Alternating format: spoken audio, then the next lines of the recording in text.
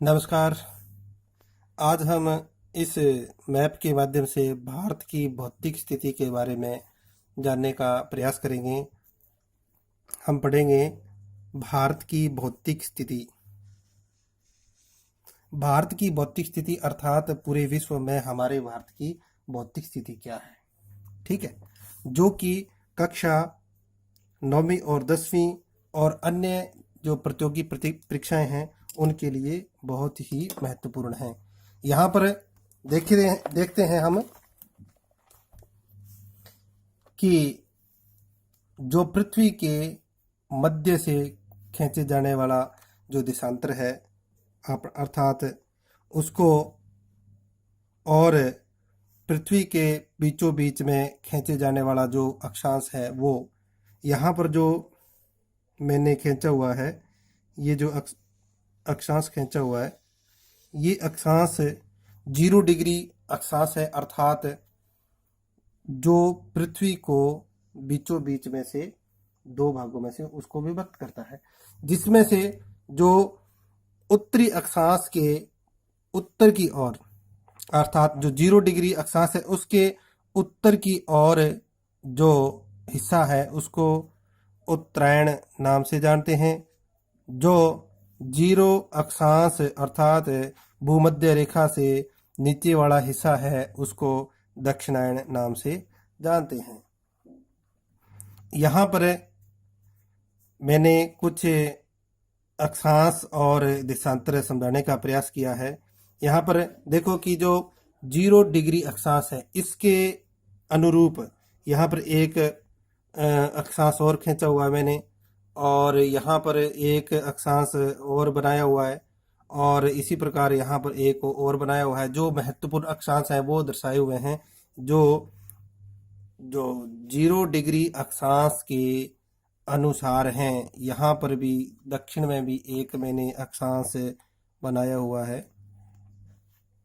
जो 0 डिग्री अक्षांश के अनुरूप लेने खींची गई हैं उनको हम अक्षांश मानकर अध्ययन करेंगे। यहाँ पर ध्यान देंगे जो उत्तर दिशा में अर्थात स्थित जो बिंदु है उसको उत्तरी ध्रुव कहते हैं। जो एक पॉइंट है वो वहाँ से लेकर जो ऊपर से नीचे अर्थात उत्तर से दक्षिण की ओर खींचे जाते हैं। यहाँ पर दक्षिण जो दिशा है और यहाँ का जो ध्रुव है यहाँ तक वो खींचे जाते हैं, इनको देशांतर कहा जाता है। इनकी संख्या जो लगभग क्या 360 होती है। 360 कुल देशांतर होते हैं। जो पूर्व की ओर 180 देशांतर हैं और इसी प्रकार पश्चिम की ओर 179 देशांतर हैं, और मध्य में जो खींचा हुआ है इसको ग्रीनविच रेखा कहा जाता है। ग्रीनविच रेखा इसी प्रकार 180 और 179 और एक ग्रीनविच रेखा कुल 360 देशांतर हैं। आया समझ में? अब हमारा जो भारत है उसकी स्थिति क्या है? ग्रीनविच रेखा से पूर्व की ओर स्थित है हमारा भारत। यहाँ पर स्पष्ट दिख रहा होगा। 0 अक्षांश की ऊपर की ओर अर्थात उत्तर दिशा की ओर स्थित है हमारा भारत। तो इस प्रकार हम हमारे भारत को उत्तरी अक्षांश और पूर्वी देशांतर में स्थित मानते हैं, जिसकी स्थिति यहाँ पर मैंने एक अक्षांश खींचा हुआ है, अर्थात भारत का जो दक्षिणी सिरा है, सिरा तो दक्षिणी है, वो 8 डिग्री 4 मिनट उत्तरी अक्षांश पर है, अर्थात दक्षिणी सिरा। भारत का जो दक्षिणी सिरा है ना, अर्थात दक्षिणी शोर, दक्षिण शोर, दक्षिण शोर भारत का है वो 8 डिग्री 4 मिनट से शुरू होता है, जो दक्षिण शोर है। और यह भारत के उत्तरी शोर, भारत के उत्तरी शोर, उत्तरी शोर अर्थात उत्तर दिशा, उत्तरी शोर है ये, उत्तर का सिरा है हमारे भारत का, वो 37 डिग्री 6 मिनट उत्तरी अक्षांश है। तो ऐसे कह सकते हैं हम, हमारा भारत 8 डिग्री 4 मिनट से लेकर 37 डिग्री 6 मिनट उत्तरी अक्षांश के मध्य, इन अक्षांशों के मध्य हमारा भारत स्थित है। फिर हम चर्चा कर लेते हैं देशांतरों की। यहाँ पर जो बिंदु बनाया हुआ है ये गुजरात राज्य का है, जो भारत का पश्चिमी शोर है, पश्चिमी बिंदु है ये, पश्चिमी शोर है ये, जो 68 डिग्री 7 मिनट पूर्वी, क्या है, पूर्वी देशांतर है, पूर्वी देशांतर, इसको पूर्वी देशांतर कहेंगे। 68 डिग्री 7 मिनट पूर्वी देशांतर है, जो भारत का पश्चिमी शोर है, गुजरात राज्य में स्थित है ये बिंदु। यहाँ पर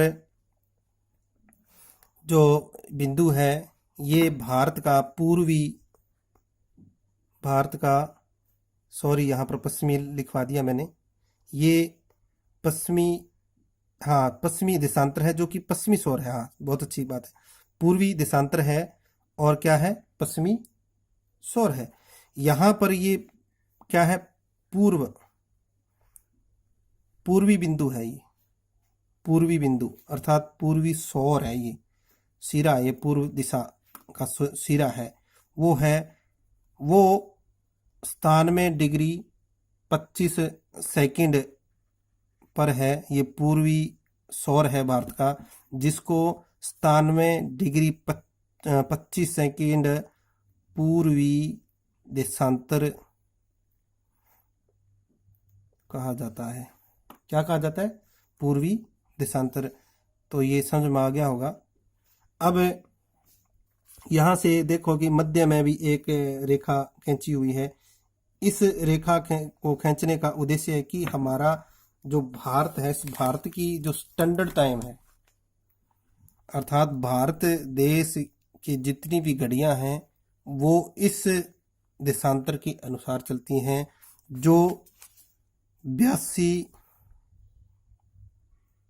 डिग्री 2 मिनट 5 मिनट, अर्थात कि 82.5 डिग्री कहें, ये है 82.5